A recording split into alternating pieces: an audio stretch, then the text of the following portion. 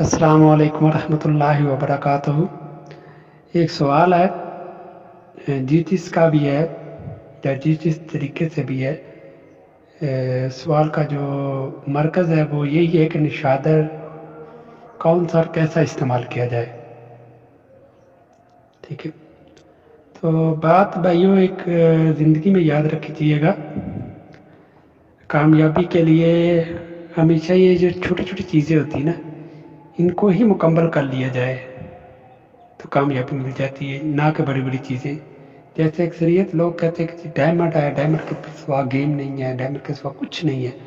وہ اپنی جگہ پہ ٹھیک ہے، کیونکہ ڈائمنڈ ایک مکمل چیز ہے، تو بظاہر اسے جب آگے جاڑی ساڑی کر لیا جائے تو بات وہ، اگر ہم چھوٹی چیز کو ڈائمنڈ کے مقابل میں جا کے اور اسے وہاں جاڑی ساڑی کریں، جہاں اسے شروع سے جاڑی ساڑی کرتے کرتے ڈائمنڈ کے فوائد پہ لے جائیں تو وہ بھی ڈائمنڈ ہی کی طرح کام کرے گی۔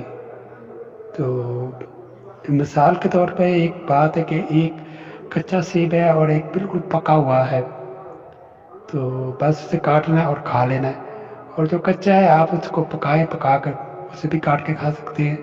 تو اب ہم کہتے ہیں جی پکا ہوا سیب ہی بات سب کچھ ہے، پکایا سب کچھ بیکار ہے، تو وہ تو خام خواہ اپنے علم کو یا جو پیچھے علم آباد چھوڑ گئے ہیں ان کو جھٹلانا ہے، ایسی بات نہیں ہے۔ تو ہر چیز کام کرتی ہے، بشرطے کہ آپ اس کو اس معیار پہ لے جائیں۔ ٹھیک ہے، تو بات ہو رہی تھی کچی چیزوں کی۔ کچی چیزیں بعض اوقات کسی کچی چیز سے مل کے قائم ہو جاتی ہیں۔ جو لوگ کہتے ہیں کہ کچی چیزوں سے کام ہوتا ہے، آپ ان کے مرکب کو سمجھا کریں کہ وہ ایک کچی چیز ہے اور دوسری کچی چیز ساتھ ملتی ہے، وہ اس کو پکا دیتی ہے۔ مثال کے طور پہ میں ایک بہت بڑی بات کرنے لگا ہوں، نشادر کی بات کرنے لگا۔ نمک جو ہے وہ نشادر کو کہیں جانے نہیں دیتا، یہ بات یاد رکھیے گا۔ نمک نشادر کو کہیں جانے نہیں دیتا، کسی قسم کا بھی نمک ہو، کسی قسم کا بھی نمک ہو، وہ نشادر کو کہیں جانے نہیں دیتا۔ آپ ایک سادہ نمک لے کے، بالکل سادہ نمک، تو اسے آپ آٹے میں گوندھ لیں اچھی طرح۔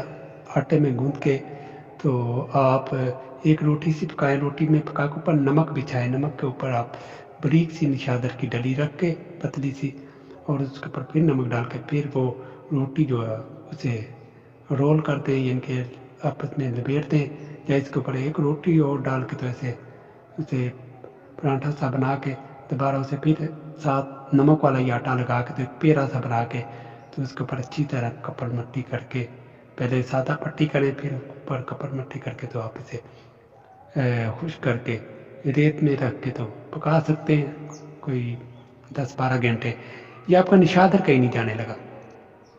پھر آپ اسے گولے کو نکال کے 5 کلو کی آگ دے دیں، 10 کلو کی آگ دے دیں، آپ کا نشادر کہیں نہیں جائے گا۔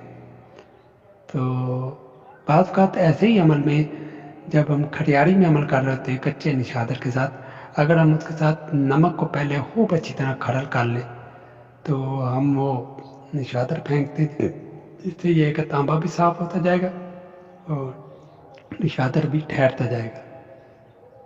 ٹھیک ہے، نشادر کا 4 تولے سے، ایک مثال ہے کہ 4 تولے تانبا ہے، 4 تولے نشادر سے آپ کا صرف 1 قطرہ تیل جو نشادر کا وہی ٹھہر کے تو آپ کا تانبا کلیئر ہے، یہ بات یاد رکھیے۔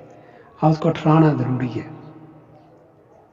ٹھیک ہے، جو لوگ اس علم سے ناواقف ہے انہیں چاہیے کہ سب سے پہلے کسی استاد کی خدمت کریں اور دیکھیں کہ بھائی جو چیز ہم آگے دینے لگے ہیں کیا اس کو وہ کور کرے گی کہ نہیں۔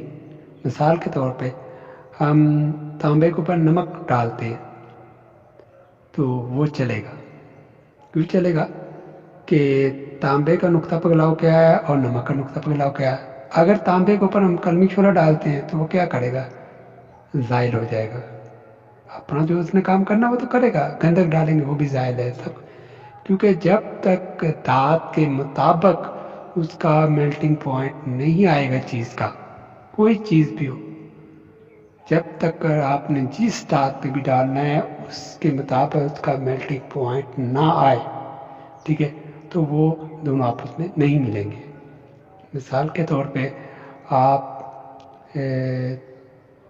पानी में चीनी डाल देते हैं, मिसाल देता हूँ, चीनी का पॉइंट मेल्टिंग होगा तो वो पानी के साथ मिलेगा, अगर पानी के साथ नहीं मिलेगा।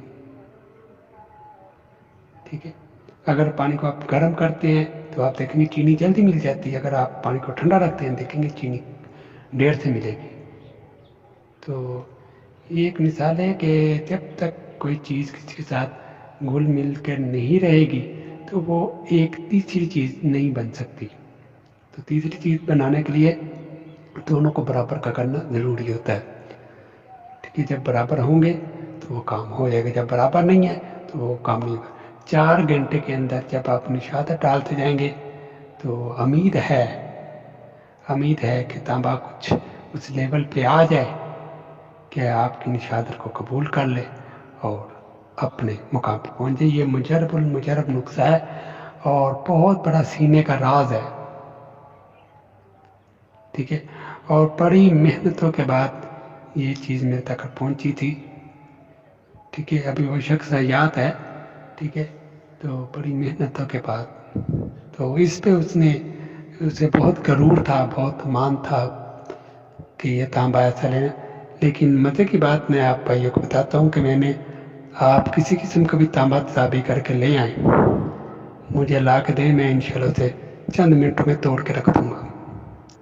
हाँ, जो तांबा मैं कहता हूँ, जो तांबा मुझसे ना टूटा उस शख्स को मैं मुबारकबाद दूंगा कि वो कामयाब हो चुका है, क्योंकि तांबा तजाबी कर लिया, आगे कुछ भी नहीं रह जाता। ये बात याद रखिएगा, आगे कुछ भी नहीं रह जाता। और आगे अगर 99% में 1% रह गया उसे मैं हाथ से करवा के भेजूंगा और साथ मुबारकबाद भी दूंगा कि तुम कामयाब हो।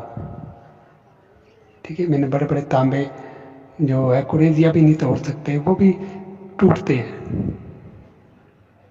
ठीक है, तो तांबा आप तजाबी कर लें, उसके ऊपर 1 तोले के ऊपर 10 किलो तजाबी गर्म करके उड़ा दें, छोड़ेगा कुछ नहीं होगा। फिर एक्यूरेसिया उड़ाए, कुछ नहीं होगा। आप मुझे ला के दें, मैं 10 मिनट में आपको तोड़ के पकड़ा दूंगा। ठीक है, तांबा तजाबी करना वो पुराने हुकामा और कीमिया कर कहते थे तांबा चूरा है, चूरे को फरमाबरदार यानी मुसलमान करना बहुत मुश्किल है, बहुत ही मुश्किल है, बहुत ही मुश्किल। हाँ, अगर हो जाए तो फिर इतना पक्का होता है कि जिसकी इंतहा नहीं। तो इसलिए तांबे का अज्जाम को निकाल लिया जाए तो और इससे अलावा कुछ नहीं चाहिए। ठीक है, और एक और आपको भाइयों खुशखबरी, तांबे 1 ग्राम तांबे में यानी 10 ग्राम तांबे में 1 ग्राम गोल्ड का होता है, गोल्ड के जजाब पाए जाते हैं। लेकिन उसको कौन अलहदा करे, कौन सी टेक्निक है, कैसे हो सकते हैं। ठीक है, तांबा बिल्कुल सोने के करीब है, बिल्कुल ही सोने के करीब है, लेकिन अपने ये कच्चापन जो इसमें कोर है वो कोर निकाल लिया जाए तो बस क्लियर है ये। तो इसलिए हर चीज़ को उसके, मैंने आपको एक बहुत बड़ा कुलिया बता दिया है कि हर चीज़ को उसके म्यार पे लेके चले जाओ तो आप कामयाब हो जाएंगे, कि म्यार पे ले जाके और वो उसके साथ मिक्स हो जाए, खा वो दाँत हो खा कोई भी हो।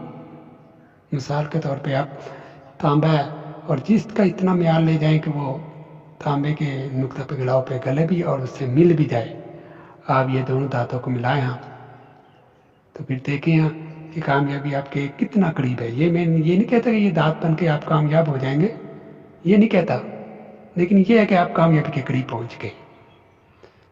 पारे को इस म्यार पे ले जाएं तांबे के पिघलाव पे।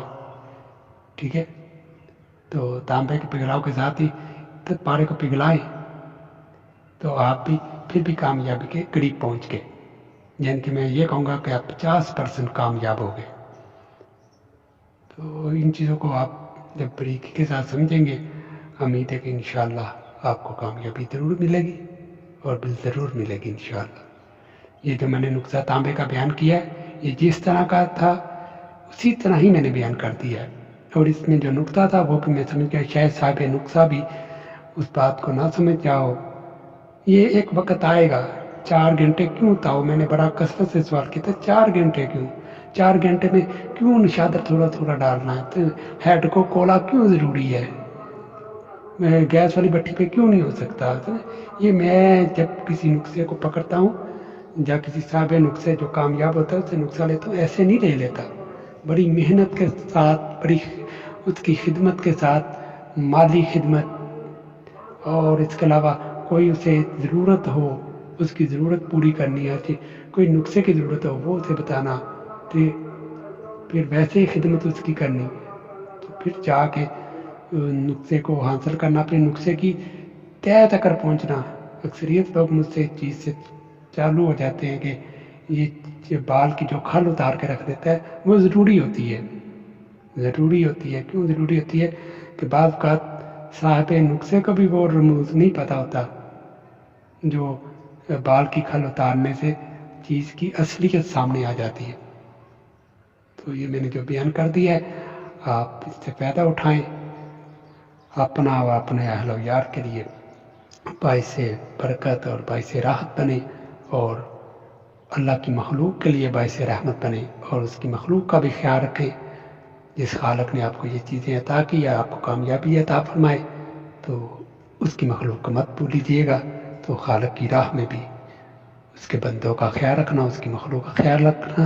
अल्लाह ताला आपको कभी रायगा नहीं जाने देगा, और आपके इस तरह के टूटे फूटे कामों में बरकत डाल के कामयाबी अता फरमा देगा। मेरी दुआ है अल्लाह ताला आप सबको कामयाबी दे। आप अपनी अपनी किस्मत आजमाएं, मालिक पे तवक्कुल रखें, और अच्छाई का और भलाई का ज़हन रखें, और पक्की नीयत अच्छाई भलाई की करें। इंशाअल्लाह अल्लाह नीयतों को जानता है और कामयाबी से ज़रूर नवाजेगा। बहुत मेहरबानी। अल्लाह हाफ़िज़, शुक्रिया।